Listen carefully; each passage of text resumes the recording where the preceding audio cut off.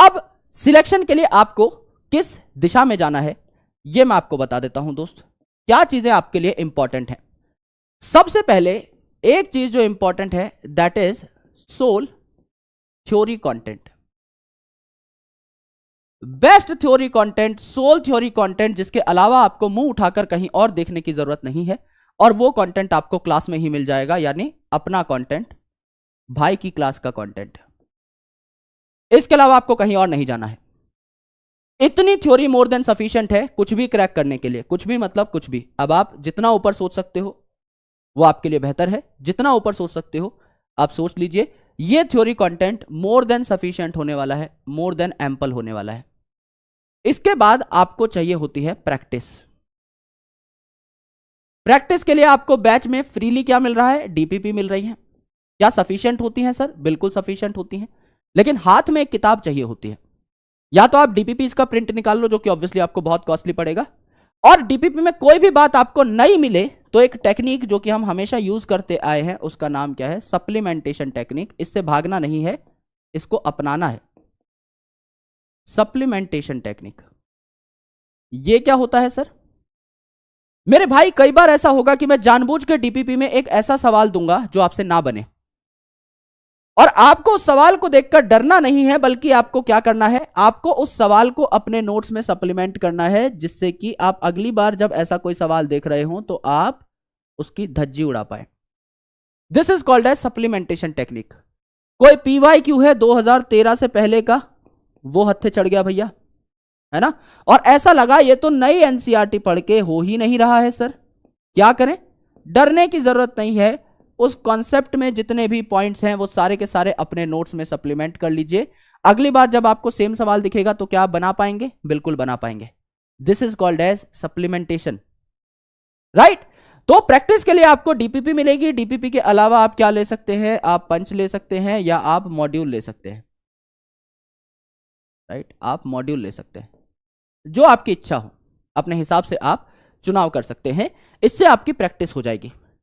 इसके बाद most important thing that you need to take for sure is test.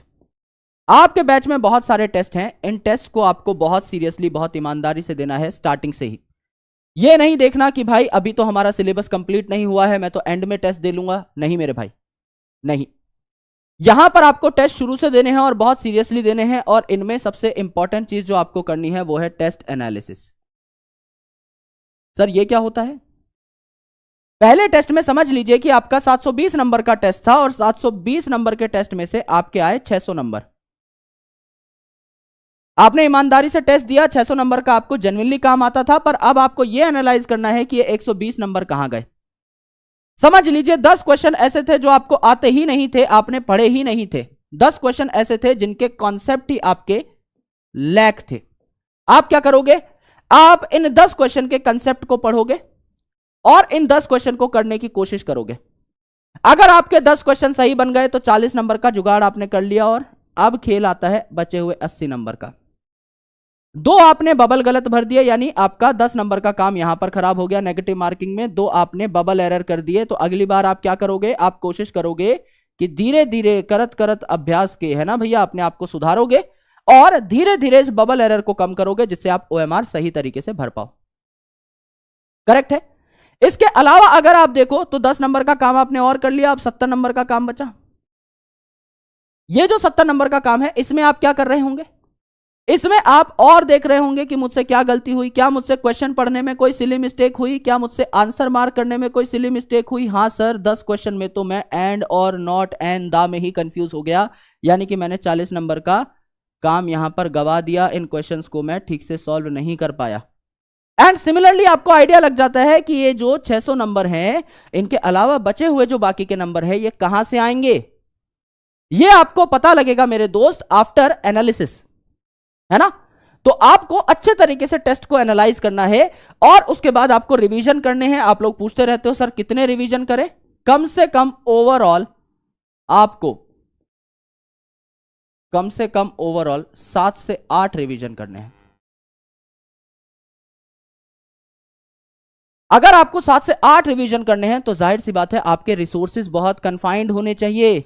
आप अगर एक बहुत मोटी किताब को पढ़ते हो तो आप उसे बार बार नहीं पढ़ सकते, आपको चीजों को शॉर्ट करना होगा। You need to make things very crisp, तभी आप चीजों को अच्छे तरीके से समझ पाओगे, अदरवाइज नहीं समझ पाओगे। आपका रिवीजन प्रॉपर्ली इसीलिए नहीं हो पाता क्योंकि एक तो आप उसे टाइमली स्टार्ट नहीं करते, 3 महीने बाद रिवीजन करेंगे सर, तब तक पता ही नहीं लगता कि पढ़ा क्या था, तब तक पढ़ा हुआ तो दिमाग से साफ हो जाता है मेरे भाई, तो रिवीजन क्या करेंगे। अगर आपने आज कोई टॉपिक पढ़ा है तो कोशिश करिए 1 वीक के अंदर अंदर उसका पहला रिवीजन हो जाए, 1 मंथ के अंदर अंदर उसका दूसरा रिवीजन हो जाए। और सबसे बेस्ट तो यह है कि आपने आज ही चीज पढ़ी है तो आज ही उसका एक छोटा सा रिवीजन हो जाए, आंखों के सामने से पूरे डेटा को एक बार निकाल लीजिए। ये 3 रिवीजन सबसे इंपॉर्टेंट होते हैं, ये अगर आपने कर दिए तो मामला सेट है।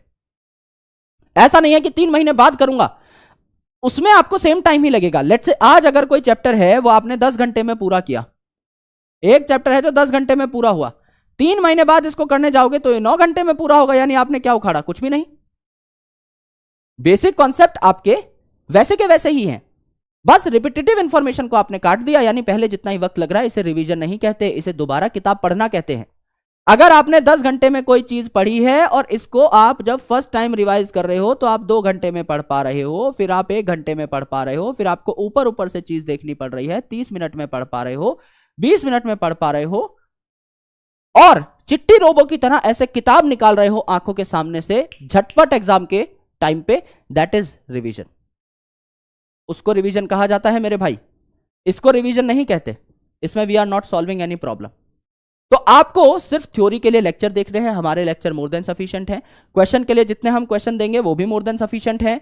टेस्ट आपको ईमानदारी से देना है, अच्छे से देना है, क्योंकि खुद के साथ गद्दारी करके आज तक कोई नहीं जीता। आपको पता है कि आपको एक मेडिकल सीट अगर चाहिए तो वहां ईमानदारी से पेपर देना पड़ेगा।